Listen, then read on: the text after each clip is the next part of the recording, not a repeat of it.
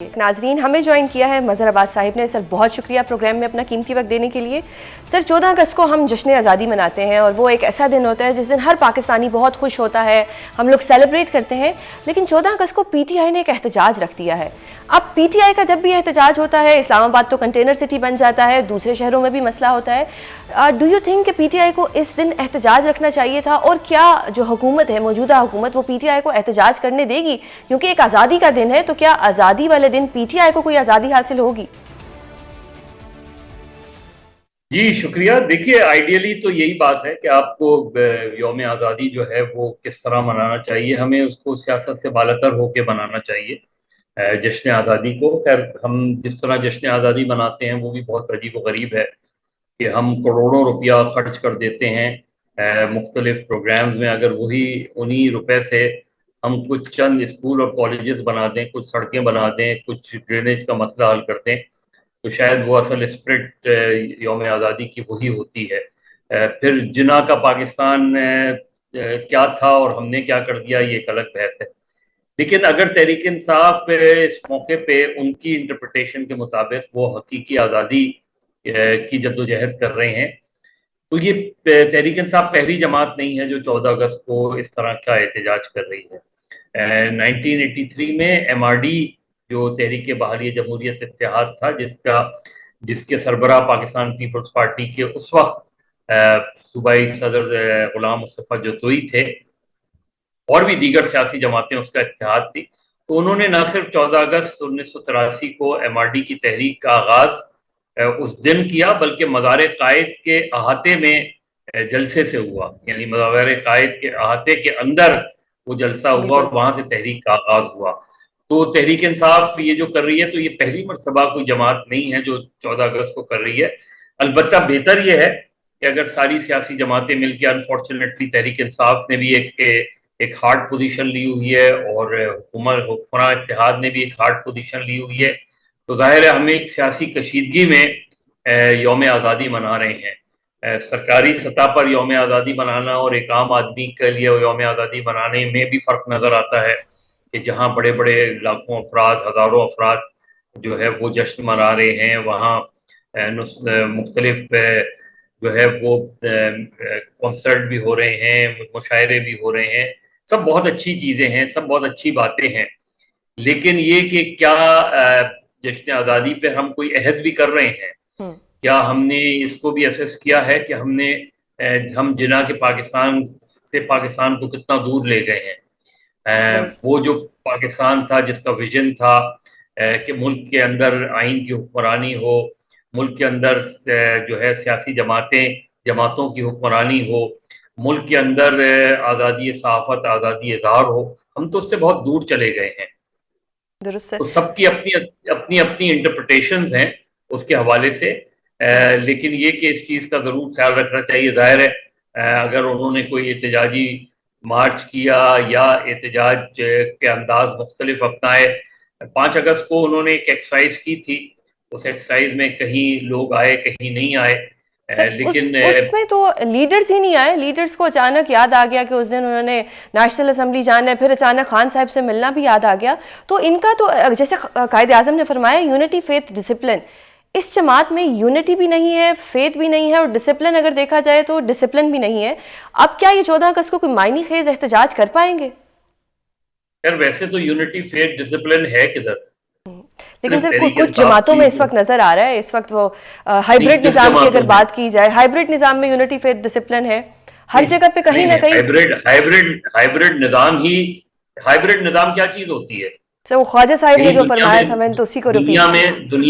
دنیا میں کہیں اس کی انٹرپریٹیشن دیکھی گئی ہے ہائیبرڈ نظام کی. خیر یہ ایک الگ بحث ہے, لیکن اصل چیز یہ ہے کہ ہاں یہ بات بالکل ٹھیک ہے, اور کہ تحریک انصاف کے رہنما غائب نظر آئے. اور وہ کیوں غائب تھے؟ تحریک انصاف اسی وجہ سے پچھلے 2 سالوں میں بانی تحریک انصاف کی رہائی کا معاملہ ہو یا دیگر وہاں اس میں ناکام رہی ہے.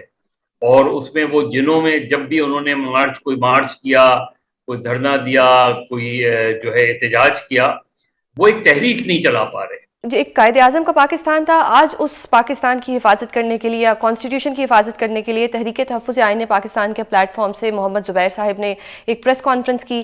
آپ کو لگتا ہے کہ یہ جو تحریک تحفظ آئین پاکستان کا پلیٹ فارم ہے، یہ پاکستان میں جمہوریت کو یا کانسٹیٹیوشن کو بچا سکے گا؟ وہ اس صورت میں بچا سکے گا کہ وہ سیاسی جماعتوں سے گفتگو کرے. اگر تحریک تحفظ آئین پاکستان بھی اسٹیبلشمنٹ سے ہی گفتگو کرنا چاہتی ہے تو وہ کس پاکستان کو بنانا چاہتے ہیں؟ وہ کس پاکستان کا وہ کرنا چاہ رہے ہیں؟ آپ سیاسی جماعتیں ہیں، آپ ساری جماعتیں مل کر اگر اس بات پر اپنے اپنے تئیں متفق ہیں کہ سیاست میں جو ہے وہ غیر سیاسی قوتوں کی مداخلت نہیں ہونی چاہیے، تو پہلے تو آپس میں اس پر ایک کوئی چارٹر بنائیں. سر، اب پی ٹی آئی کے بعد میں نون لیگ کی بات کرنا چاہوں گی کہ ابھی ہم نے دیکھا خواجہ صاحب کچھ ناراض ہو گئے، کچھ ٹویٹس بھی انہوں نے ایسی کر دیں جس میں ساری جتنی بھی بیوروکریسی تھی اس کو انہوں نے لے کے سب کو ہی ایک جیسا قرار دے دیا. اب ان کی ایک استعفے کی بات آئی، پھر میاں صاحب سے ملاقات ہوئی، پھر ایک افسر کی کرپشن سے بھی اس کو لنک کیا جا رہا ہے. آپ کے ذرائع اس متعلق کیا کہتے ہیں؟ دیکھیے، پہلی چیز تو یہ کہ مجھے لگتا ہے کہ خواجہ آصف نے کیونکہ ایک پرٹیکولر ملک کی بات کی ہے، یعنی وہ اگر پرتگال کی بات کہہ رہے ہیں تو صرف پرتگال کی بات کیوں کر رہے ہیں؟ بالکل. کن بیوروکریٹس کی طرف ان کا اشارہ ہے؟ نام بتائیں. ظاہر ہے جب وہ یہ بات کر رہے ہیں تو ان کے پاس نام بھی ہوں گے. بتائیں کہ وہ بیوروکریٹس کون ہیں، ان کی معلومات کے مطابق ان کی دوری شہریت کہاں کہاں کی ہے، یہ بتائیں کہ وہ ان کے کون کون سے اثاثے ہیں. مسئلہ یہ ہے کہ ہمارے ملک میں تو ہم صحیح معنوں میں اثاثے ہی ڈکلیئر نہیں کرتے اپنے. 50 ناموں سے تو ہم نے اپنے تو اصل چیز یہ ہے کہ ان حقائق کو خواجہ آصف بتائیں، پارلیمنٹ میں بتائیں، پارلیمنٹ میں بیان دیں، بتائیں. اور اگر کوئی دوسری وجہ ہے، مجھے نہیں پتا نواز شریف سے ان کی ملاقات کے اغراض و مقاصد کیا تھے. سنا یہ ہے کہ نواز شریف صاحب نے ان کو اس طرح کی باتیں کرنے سے اجتناب کرنے کا کہا ہے. ان کو یہ کہا گیا ہے کہ چونکہ غالباً جن ٹرانسفرز اور جن افسران کی بات ہو رہی ہے، شاید ہو سکتا ہے کہ جنہوں نے جس کی وجہ سے وہ مسئلہ بنا ہو، کہیں نہ کہیں ان کا کہیں سافٹ کارنر ہو، کیونکہ ہماری ان کے ریٹرننگ انفارچونیٹلی آفیسر بھی بیوروکریسی تھے. بہت پولیٹیسائز ہو گئی ہے. ہمارے یہاں جتنے سیکریٹریز ہیں وہ یا تو ان کا تعلق مسلم لیگ سے نظر آتا ہے، کہیں نہ کہیں جڑا، کہیں پیپلز پارٹی سے نظر آتا ہے، کہیں دیگر جماعتوں سے نظر آتا ہے. تو ہماری جو نوکرشاہی جس کو غیر سیاسی ہونا چاہیے تھا وہ مکمل سیاسی ہے. اور جب آپ سیاسی ہو جاتے ہیں، مفادات کی بات آتی ہے، تو مجھے لگتا ہے کہ خواجہ آصف کو کلیئر ہونا چاہیے، کلیئرٹی کے ساتھ بات کرنی چاہیے، صرف ایک سویپنگ اسٹیٹمنٹ نہیں دینا چاہیے. سر، یہ جو ملک میں برین ڈرین ہو رہا ہے، 3.5 لاکھ پاکستانی جو ہیں وہ ملک چھوڑ کے چلے گئے ہیں. ایک طرف گورنمنٹ کہہ رہی ہے کہ اٹس نارمل، ہوتا ہے، اچھا ہے، وہ جائیں گے تو وہ ریمیٹنس بھیجیں گے، پاکستان کے لیے اچھی بات ہوگی. کس طرح سے دیکھتے ہیں آپ اس سچویشن کو کہ اپنا ملک چھوڑ کے جانا اور کسی اور ملک میں جانا، یہ کیا جسٹیفائڈ ہے؟ ڈپینڈ کرتا ہے. دیکھیے، ملک سے یہ بھی ایک ہم نے مت بنائی ہوئی ہے. ملک سے باہر جانا، اگر تعلیم کے لیے کوئی نوجوان جا رہا ہے یا ایون فار دیٹ میٹر نوکری کے لیے جا رہا ہے، اس کو اچھی اپارچونیٹی ملی ہے. پاکستان میں اپارچونیٹیز نہیں ہیں، جاب اپارچونیٹیز نہیں ہیں. پاکستان میں میرٹ کی بنیاد پر نوکریاں نہیں دی جاتی. پاکستان میں فیورٹزم ہے، پاکستان میں سفارش چلتی ہے، پاکستان میں پیسہ چلتا ہے. تو ایک نوجوان جو میرٹ پر پورا اتر رہا ہو، اس کو اگر نوکری نہیں ملے گی تو وہ کیا کرے گا؟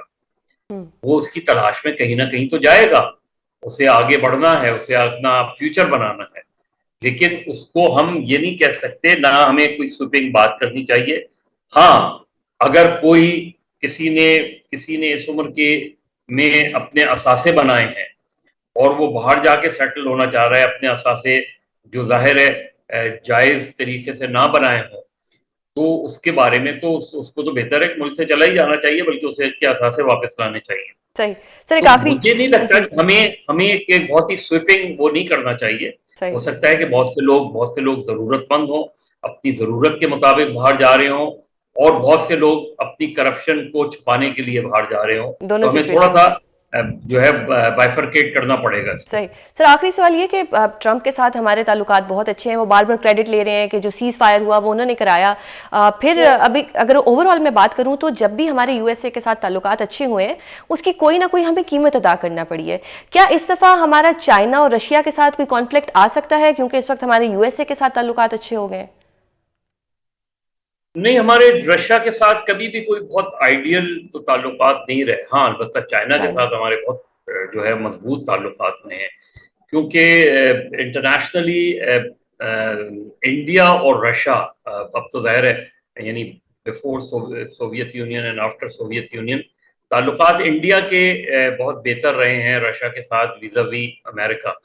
جبکہ امریکہ اور پاکستان میں ایک ٹرسٹ ڈیفیسٹ رہا ہے، خاص طور پہ 71 کی وار میں ہم بہت نعرہ سنا تھا ساتویں بیڑے کا، اور اس کے بعد سے پھر ذوالفقار علی بھٹو کی پھانسی میں جو ہے اس وقت امریکہ کے خلاف پاکستان کے اندر، پھر 9/11 کے بعد تو پاکستان میں جنرلی ایک پبلک کی سطح پہ ایک اینٹی امریکن سینٹیمنٹس موجود رہتا ہے، جس کو بہت سی جماعتیں ایکسپلائٹ کرتی ہیں. ایک زمانے میں لیفٹ ایکسپلائٹ کرتا تھا، ایک زمانے میں رائٹ ایکسپلائٹ کرتا رہا ہے. لیکن اسٹیبلشمنٹ اور امریکہ کے تعلقات کی نوعیت ذرا مختلف رہی ہے. آج اس میں بہت بہتری نظر آتی ہے، خاص طور پہ انڈیا کے مقابلے میں ہمیں جو کامیابی حاصل ہوئی اور جس طرح امریکن سپورٹ رہی، اور پوسٹ وار بھی وہ ہمارے لیے بہت بہتر صورتحال ہے. پھر چائنا کے ساتھ ہمارے تعلقات بہت اور بہتر ہوئے ہیں. تو ہم کبھی بھی، اور چائنا کے ساتھ ہمارے چونکہ تعلقات میں کبھی بھی ٹرسٹ ڈیفیسٹ نہیں رہا، تو اس لیے پاکستان کبھی بھی کوئی ایسی اتنا آگے نہیں جائے گا کہ چائنا کے تعلقات متاثر ہو. اس کی پہلی پریفرنس پھر چائنا ہوگی، اور آج کا چائنا ماضی کے چائنا سے بہت مختلف ہے. بہت شکریہ سر.